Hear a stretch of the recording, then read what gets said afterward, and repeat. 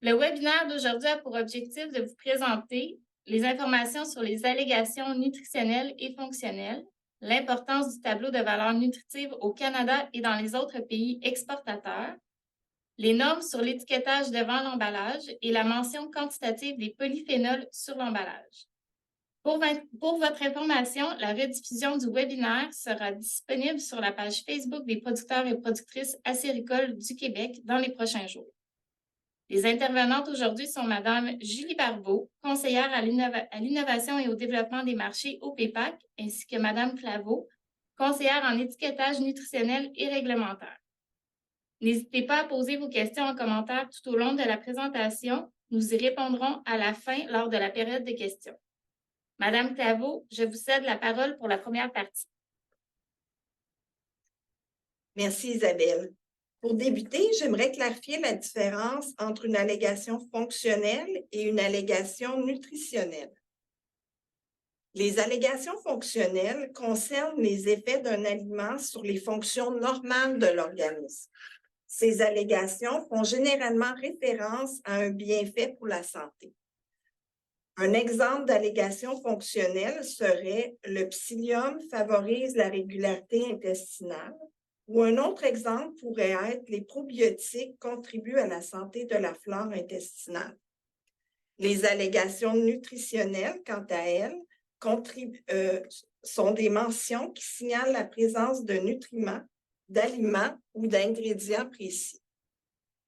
Pour les allégations nutritionnelles, il y a deux types d'allégations nutritionnelles. Le premier type constitue les allégations relatives à la teneur en nutriments. Des exemples de nutriments, c'est les vitamines, les minéraux, entre autres.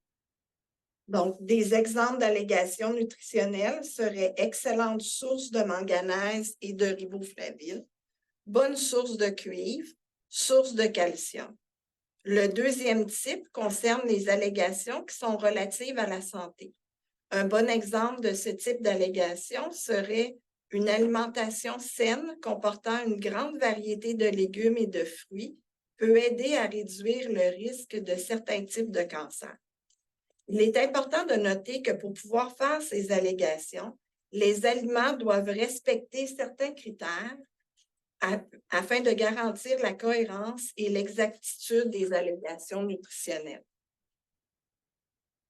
Maintenant, on va regarder quelques exemples d'allégations nutritionnelles fonctionnelles qui pourraient être utilisées avec le sirop d'érable, parce que le sirop contient ces trois nutriments en quantité importante.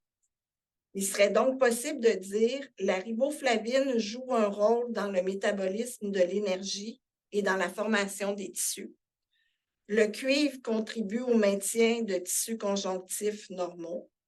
Et pour ce qui est du manganèse, il y a deux allégations possibles. Le manganèse joue un rôle dans le métabolisme de l'énergie et le manganèse contribue à la formation et au maintien des os.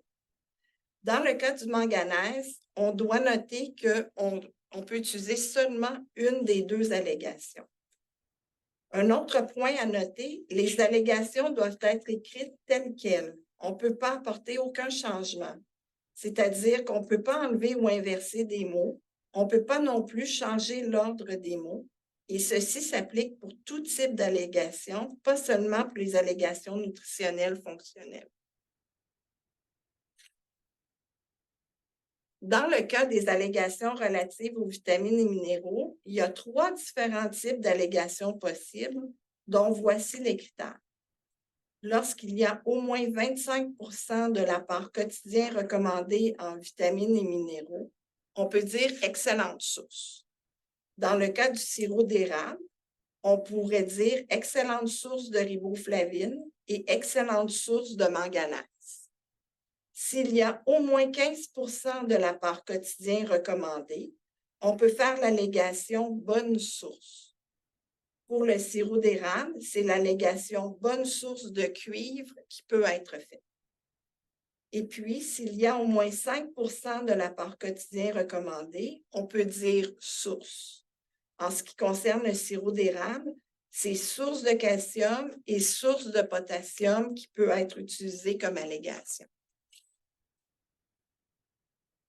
Lorsqu'on fait des allégations nutritionnelles, il est important de faire référence à la portion de l'aliment et la quantité de l'élément nutritif présent. Par exemple, il serait acceptable de dire « Le sirop d'érable du Québec pur à 100% contient un grand nombre de vitamines et de minéraux qui contribuent au maintien de la santé. » En effet, une portion de 60 ml de sirop d'érable comble 72% des besoins nutritionnels quotidiens en manganèse, 27% en riboflavine, 17% en cuivre et 6% en calcium. Donc, étant donné qu'on précise la quantité de sirop d'érable, la portion de 60 ml, et qu'on précise la quantité de chacun des éléments nutritifs, c'est possible de le faire.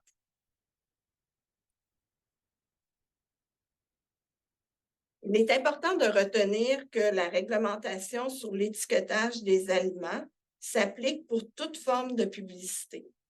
En effet, la publicité directe ou indirecte, ça comprend les annonces radiodiffusées, par exemple à la télévision ou à la radio, mais aussi tout ce qui se retrouve sur les sites Internet ou dans les annonces imprimées, comme dans les journaux, les magazines ou les dépliants. Donc, les infos doivent être conformes aux principes généraux concernant les allégations et à toute autre exigence d'étiquetage nutritionnel. Des renseignements qui sont inacceptables sur l'étiquette le sont aussi dans les messages publicitaires, que ce soit sur les sites Internet ou autres. À la suite d'une recherche sur Internet, on a constaté qu'il y avait des allégations non conformes en ce qui a trait aux allégations pures à 100% et naturelles.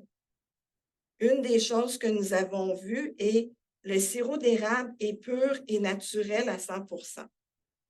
On devrait plutôt lire le sirop d'érable est pur à 100% et naturel. On peut utiliser le terme 100% après naturel, c'est pas permis de le faire.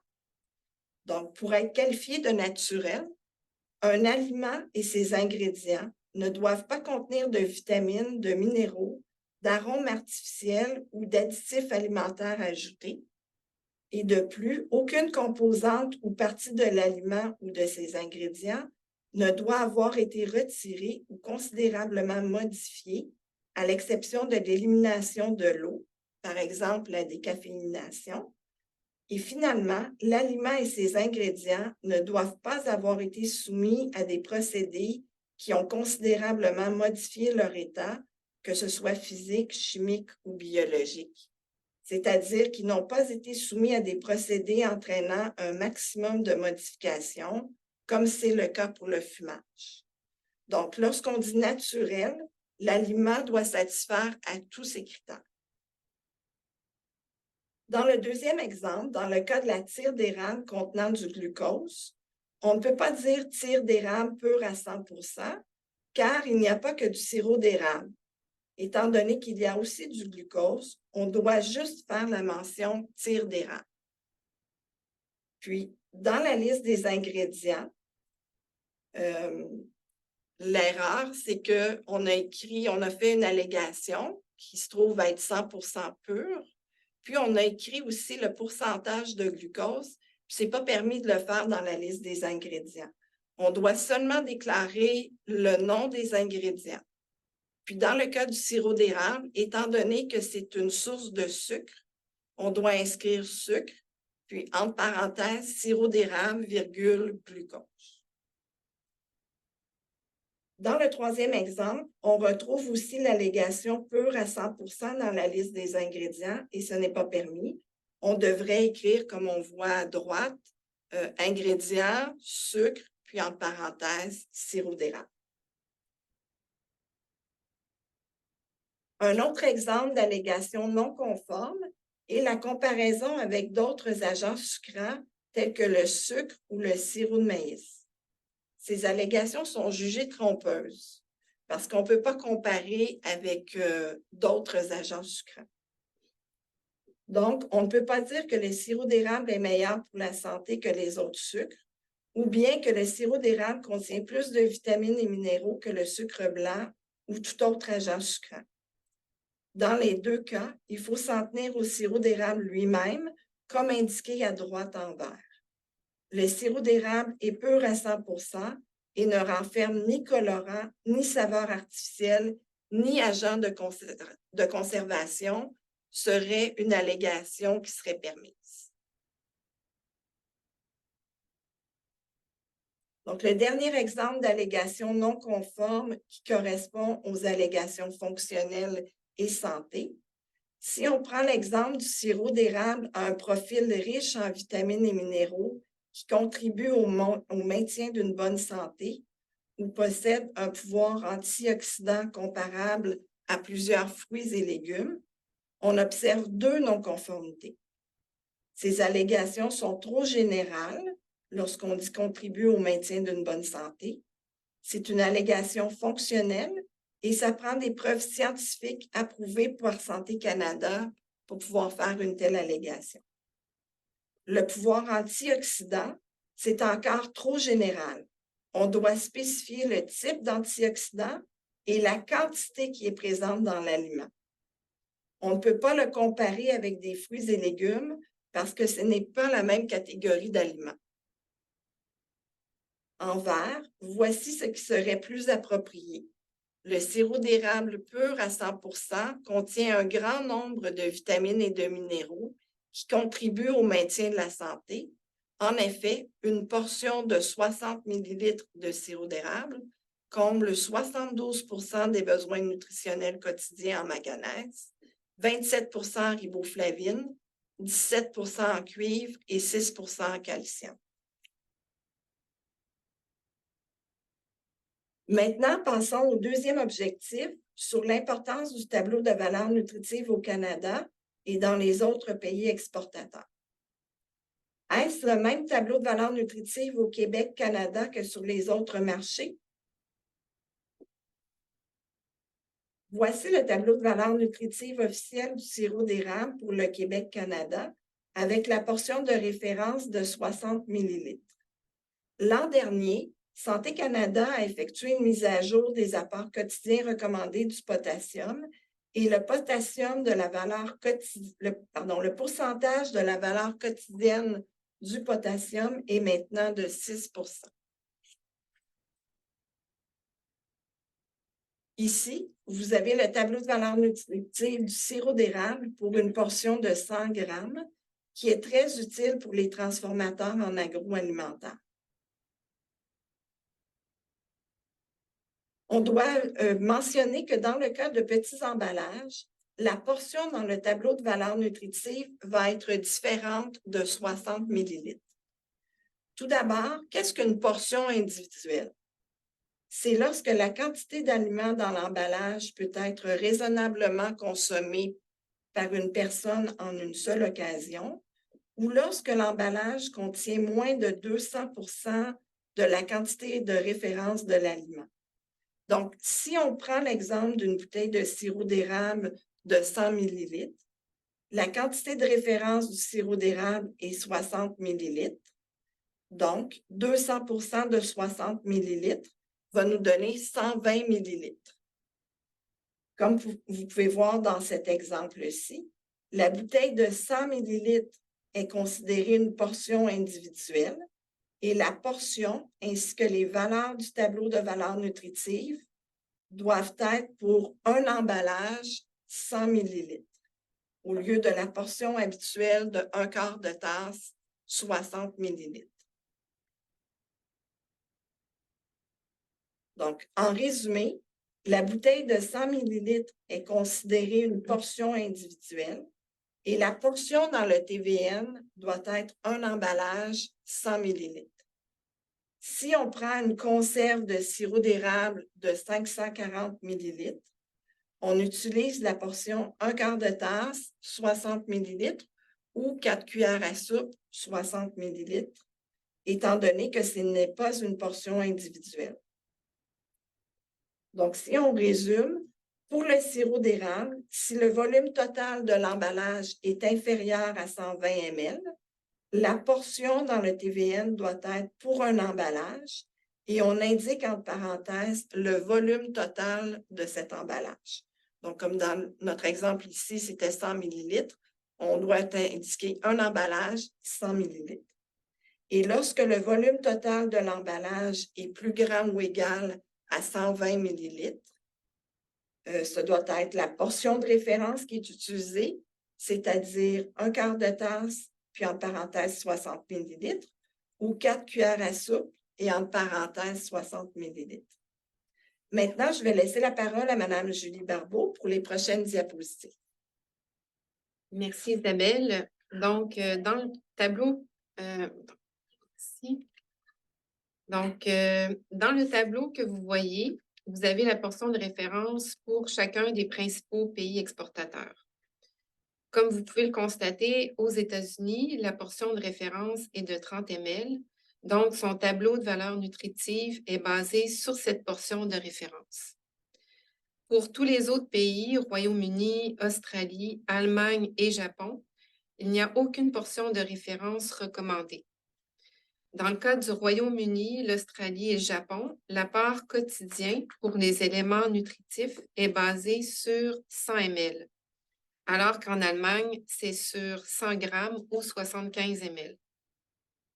Au Canada, on se base sur le fichier canadien de la composition du sirop d'érable de Santé Canada pour faire le tableau de valeur nutritive. Même chose aux États-Unis, on se base sur le fichier du USDA. En Europe et en Asie, il n'y a pas de fichier reconnu pour la composition du sirop d'érable.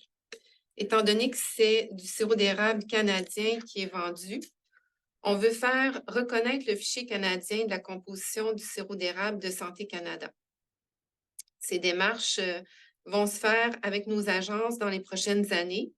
D'ici là, la responsabilité des fabricants d'élaborer leur propre tableau de valeur nutritive précis pour leurs produits doivent procéder à des tests analytiques ou utiliser des sources de données pertinentes telles que la base de données sur la composition des aliments du USDA ou le fichier canadien sur les éléments nutritifs du sirop d'érable.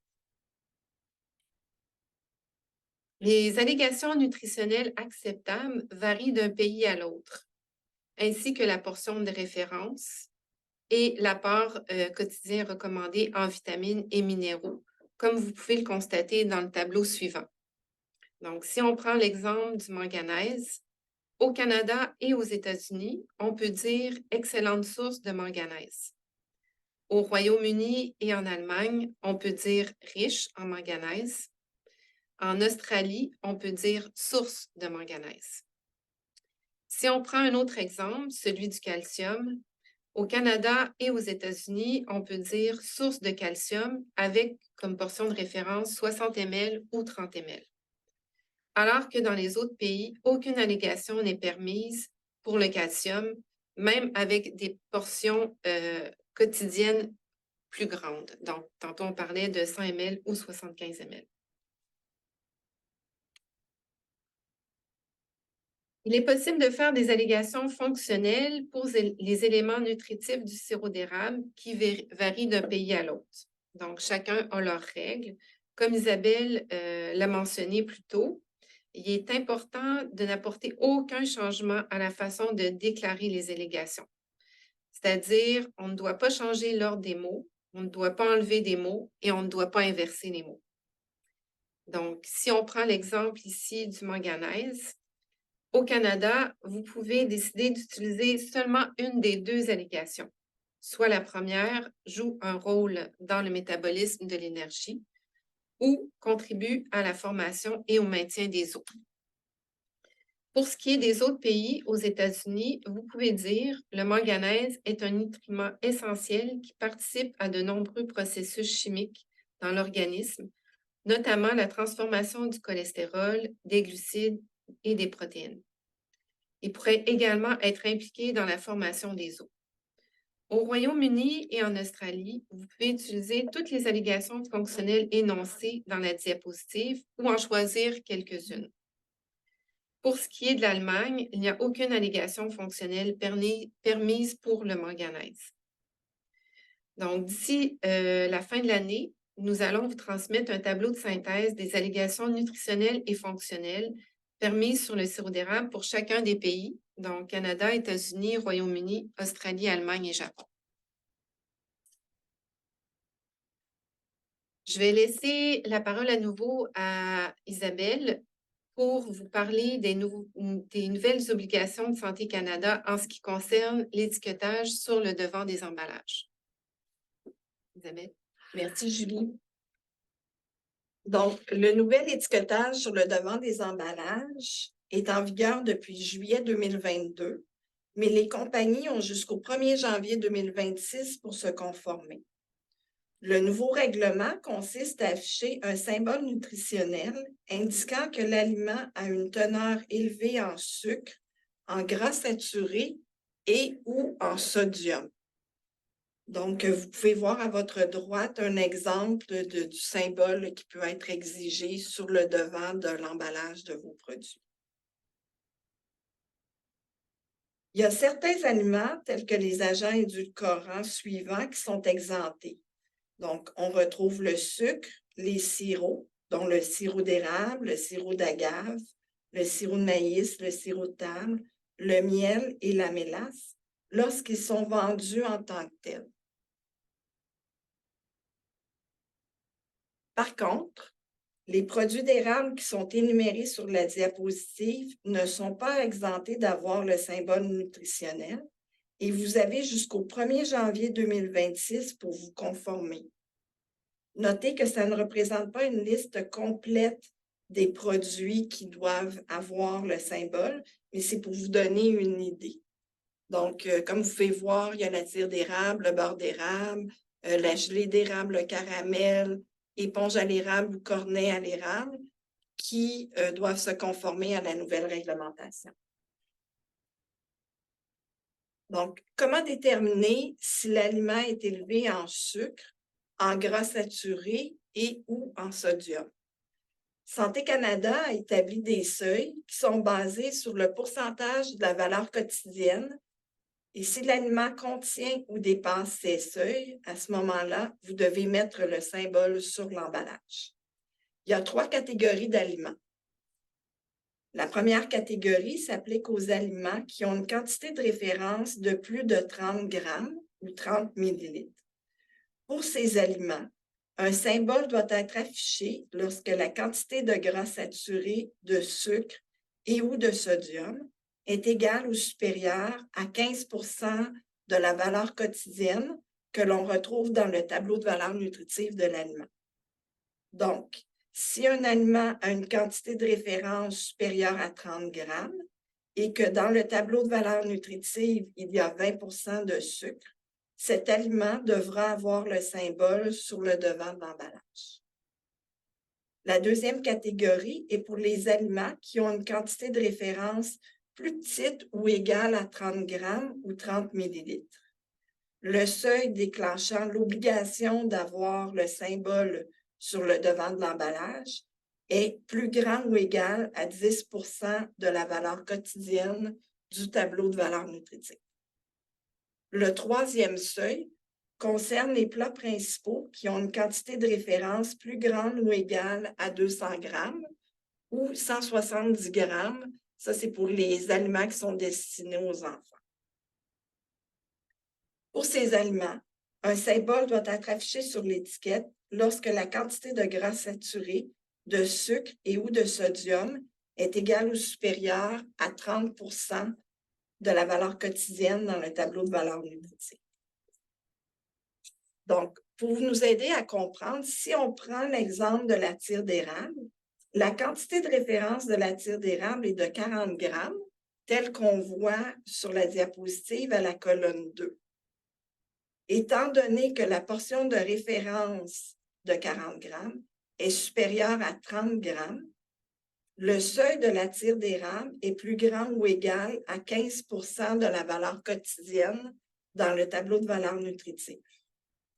Ensuite, on doit déterminer si le symbole doit indiquer élevé en gras saturé, élevé en sucre et ou élevé en sodium. Donc, dans ce cas-ci, on regarde Pour les gras, c'est 0 %, donc ça va, on n'a pas besoin de l'indiquer. Puis le sucre, il est à 33 % de la valeur quotidienne, ce qui veut dire qu'on devra avoir un symbole sur le devant de notre emballage qui va être indiqué « élevé en sucre ». Donc, à droite de la diapositive, vous voyez un exemple du symbole qui devrait se retrouver sur le devant de l'emballage pour la tire d'érable. Il y a aussi des exigences graphiques qui doivent être respectées, dont notamment le symbole doit se retrouver sur l'espace principal de l'emballage, c'est-à-dire sur le devant. Il doit être placé sur la moitié supérieure de l'emballage ou la moitié droite. Le symbole doit être en noir et blanc seulement. Il doit être un rectangle opaque entouré d'une bordure noire avec une loupe. Il doit y avoir le titre « Élevé en » dans le haut du rectangle et ça doit être signé Santé Canada dans le bas du rectangle. Il doit aussi y avoir un espace de dégagement minimal sans texte ni signe graphique près du symbole et il y a des spécifications selon les dimensions de la principale surface exposée. Donc, pour tous les détails, vous pouvez consulter le guide pour l'industrie sur l'étiquetage d'un symbole nutritionnel sur le devant des emballages. Ceci conclut ma section. Je laisse la dernière partie à Mme Julie Barbeau. Merci Isabelle. Très intéressant et bien synthétisé comme mentionné au tout début. Vous allez avoir accès à la présentation et aux références ainsi qu'au webinaire. Donc, le dernier point concernant les allégations porte sur la mention quantitative des polyphénols sur le devant de l'emballage. Saviez-vous que c'était autorisé au Canada? Mais avant de parler un peu des polyphénols, aujourd'hui, juste un petit rappel, on compte plus de 67 polyphénols dans le sirop d'érable et à ce jour, c'est le seul aliment végétal qui renferme toutes les classes de polyphénols. Il est connu que le sirop d'érable est foncé et plus il est foncé, plus il renferme de polyphénols et plus son pouvoir antioxydant va être élevé. Nous venons de terminer une première étude clinique auprès de 42 participants, hommes et femmes, afin de mesurer l'impact de la consommation quotidienne de 2 cuillères à soupe, soit 30 ml de sirop d'érable pendant 8 semaines consécutives sur les fonctions cardio-métaboliques de ces 42 participants. Il s'agit de la première étude clinique et en fait, 30 ml qui a été utilisé, ça représente la moitié de l'apport calorique recommandé par l'Organisme mondial de la santé en termes de sucre ajouté. Donc, ce n'est pas 10 %, mais bien 5 % de l'apport calorique en sucre ajouté qui a été testé dans cette étude-là. Chaque participant était son propre contrôle et devait également, après une phase tampon de 4 semaines, consommer une quantité équivalente de sucrose, donc 30 ml, pendant 8 semaines consécutives. Donc, la différence entre ces deux agents sucrants vient vraiment de la présence des 200 phytonutriments dans le sirop d'érable, donc soit les vitamines, les minéraux, les phytohormones et les polyphénols. L'étude clinique a été menée par l'équipe du Dr Marette. Dr Marette est professeur titulaire à l'Université Laval et chercheur associé à l'Institut de cardiologie et de pneumologie de Québec et l'Institut sur la nutrition et des aliments fonctionnels. Il est également auteur du livre « La vérité sur le sucre » publié en 2016. Donc, voici donc un court résumé des résultats de l'étude clinique. Je suis Dr André Marette, je suis chercheur à l'IUCPQ, donc l'Institut de cardiologie et de pneumologie de Québec, et aussi chercheur à l'Institut sur la nutrition et les aliments fonctionnels à l'Université Laval. Nous avons fait récemment une étude dont l'objectif consistait à tester les effets du sirop d'érable sur la santé métabolique et les risques cardiovasculaires. Donc, cette étude dont l'objectif était de comparer les effets du sirop d'érable avec le sucrose comme placebo. C'est une étude randomisée chez des participants humains. donc à double insu avec un placebo. Ce que cette étude a montré, c'est que le sirop d'érable, comparé au sucrose, a diminué la réponse glycémique lors d'un test de tolérance au glucose, donc meilleure homéostasie du glucose. Également, nous avons observé, ce qui est un peu surprenant quand même, en seulement 8 semaines de traitement, des réductions de la pression artérielle, également de la graisse abdominale. Donc, ce sont des résultats qui démontrent que le sirop d'érable, lorsqu'il est substitué au sucrose dans l'alimentation, peut avoir des effets bénéfiques. Donc, oui, les résultats sont très intéressants. Basés sur les études animales que nous avons performées auparavant, on s'attendait à des effets sur le métabolisme du glucose et effectivement, on a vu ces effets d'amélioration du contrôle de la glycémie. Mais en seulement 8 semaines de traitement avec le sirop d'érable, l'équivalent de 2 cuillerées à soupe, on ne s'attendait pas quand même à des effets sur la graisse viscérale, la graisse abdominale, c'est ce qu'on a observé. Puis même des réductions de la pression artérielle. Les gens n'étaient pas hypertendus au départ, mais quand même, on a vu cet effet sur la pression artérielle qui est très intéressant. Et donc, peut-être que dans le futur, on pourra faire des études également chez des gens qui souffrent d'hypertension. Donc, en résumé, substituer 5 de l'apport calorique de sucre raffiné par du sirop d'érable, ce qui équivaut à 2 cuillères à soupe, 30 ml de sirop d'érable, aide à avoir une meilleure gestion de la glycémie, une baisse de la pression artérielle et une diminution de la graisse abdominale viscérale. Saviez-vous qu'il est possible de faire une mention quantitative des polyphénols à l'extérieur du tableau de valeur nutritive sur l'emballage? Mais il y a des règles très strictes. Donc, on ne peut pas écrire seulement polyphénol ou antioxydants, car ce sont des allégations trop vagues. On doit vraiment spécifier la quantité qui est présente par portion de référence, ainsi que le nom spécifique chimique. Donc, dans le cas actuel, on pourrait, pour le sirop d'érable, sur la canne de sirop, donc il faudrait inscrire la quantité X mg de québécol, Y mg de lignan, et ainsi de suite pour tous les autres composés phénoliques. Avec les résultats de l'étude clinique du Dr Marette, nous entamons des démarches auprès de Santé Canada pour démontrer les bénéfices des polyphénols sur la santé cardio-métabolique. L'objectif visé est vraiment de pouvoir faire la mention quantitative du cocktail des 200 phytonutriments et inscrire 78 mg de polyphénol, antioxydants de parenthèse, présent dans une portion de 60 ml pour le mettre sur le devant de la conserve. À cette démarche s'ajoutent d'autres études qui se poursuivent également avec les échantillons de sang prélevés chez les 42 participants de l'étude clinique pour mieux comprendre les mécanismes sous-jacents qui expliquent les effets observés dans l'étude clinique du Dr Marette. L'objectif ultime est vraiment de faire reconnaître auprès de Santé Canada et du FDA que le sirop d'érable est un agent sucrant fonctionnel. Tous les résultats de l'étude clinique sont disponibles sur le site web des PPAQ dans la section sirop d'érable sous l'onglet Santé. On vous invite à le consulter. En conclusion, si on reprend les principaux éléments qui vous ont été présentés dans le cadre de ce webinaire, la portion de référence pour le tableau de valeur nutritive est variable selon le pays. Il existe des tableaux de valeur nutritive pour des formats individuels. Il y a une différence entre allégations fonctionnelles et nutritionnelles qui sont régies par des normes strictes. Il faut donc faire attention sur ce qu'on véhicule tant sur le web que sur les publicités. Il sera obligatoire de mettre le symbole nutritionnel élevé en sucre sur le devant de l'emballage à partir du 1er janvier 2026 pour tous les produits dérivés du sirop d'érable, donc tire, beurre, gelée, caramel, cornet, sauf pour le sirop d'érable.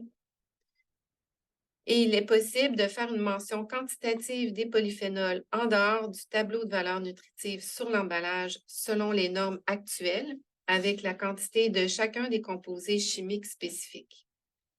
Comme je viens de vous le dire, des démarches sont en cours pour faire valoir auprès de Santé Canada le cocktail des 78 mg de polyphénol afin d'en faire mention sur l'emballage.